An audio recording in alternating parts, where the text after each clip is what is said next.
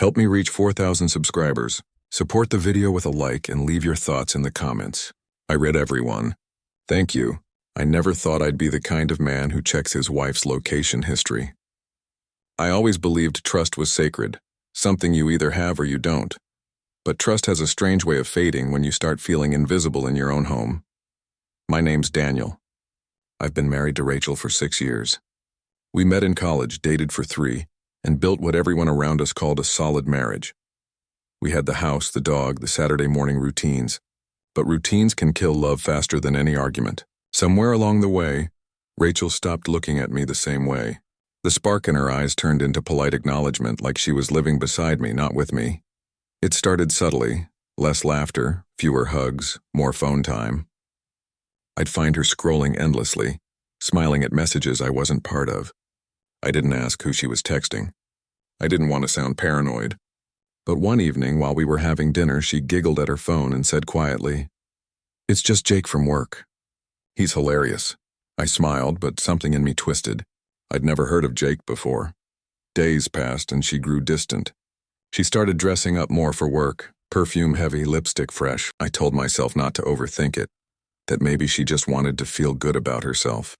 But I noticed she'd leave earlier, come home later, her phone face down on the table. Every time I'd try to talk, she'd deflect. "You're imagining things," she said once, eyes rolling. "You need to stop being so sensitive." That line stuck to me like a bruise. One Friday evening, she announced she was going out with her team after work. I nodded, pretending not to care, but my stomach felt tight. Around 9 p.m., I texted her, "Everything okay?" No response. An hour later, I checked her location on Find My iPhone. It wasn't near her office. It was at a restaurant we used to visit for anniversaries. I sat on the couch, staring at the glowing dot on the map. For 20 minutes, I debated what kind of man I wanted to be, the trusting husband or the fool. Finally, I grabbed my keys. When I walked into that restaurant, the smell of grilled steak and red wine hit me like nostalgia. I scanned the room, and there she was, Rachel, sitting at a corner table, candlelight reflecting off her hair. Across from her sat a man with neatly combed hair and a confident smile. Jake, I assumed. She laughed. That soft laugh I hadn't heard in months. My heart didn't break. It froze. I didn't storm over or make a scene. I simply walked up, placed my hand on the table, and said quietly, "Rachel." Her face drained of color. "Daniel, what are you doing here?"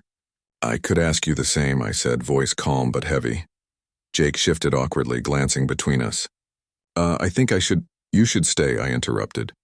"If we're all being honest tonight, let's be completely honest," Rachel whispered. "It's not what you think." "Oh, it's exactly what I think," I said. "You're out with another man behind my back without even the decency to tell me the truth." She reached for my hand, but I pulled it away. The table went silent except for the hum of background music. I didn't yell. I didn't need to. My calmness was louder than any rage. I looked at Jake. "You didn't know she was married, did you?" He hesitated. "She said things were complicated." "Complicated," I repeated, almost laughing. "That's one word for it." I turned to her. "Enjoy your dinner, Rachel.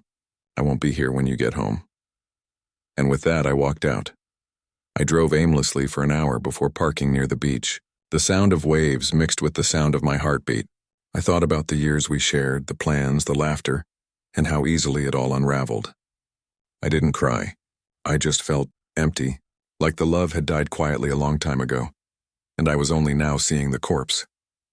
At midnight, my phone buzzed. "Rachel." I ignored it. A minute later, another text. "I made a mistake. Please come home." I turned the screen face down and sat there until dawn, watching the horizon shift from black to gray. When I got home the next morning, she was waiting on the porch, eyes swollen. "Daniel, please," she whispered. "It wasn't supposed to go that far. I just wanted attention. You've been so distant." I looked at her and almost laughed at the irony. "You wanted attention, so you looked for it in someone else? Did it feel worth it?" Tears filled her eyes. "I thought you didn't care anymore." "I cared," I said softly. "But caring doesn't mean tolerating disrespect." She broke down completely, falling to her knees, saying she'd end it, that she'd quit her job, anything to fix it. But there's a point where apologies don't heal.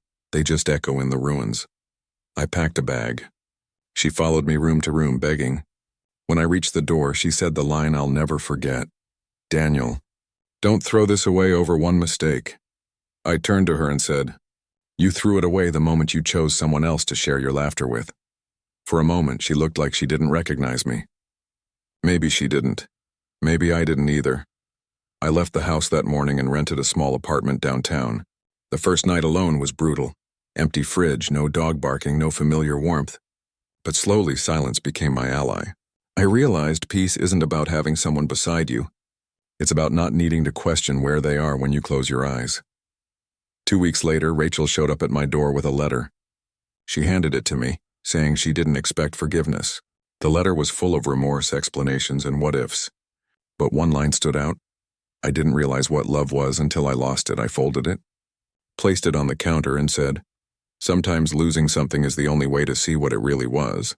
She nodded, tears streaming, and left quietly. I never hated her. Hate takes energy, and I'd already wasted enough on pain. Instead, I focused on rebuilding the version of myself I lost trying to keep our marriage alive. Months later, a friend told me Rachel had left that job and started therapy. I wished her well, silently. She once asked if I'd ever take her back. I told her the truth. Forgiveness doesn't mean return. It means release. Now, when I pass that old restaurant, I don't feel anger anymore, just gratitude.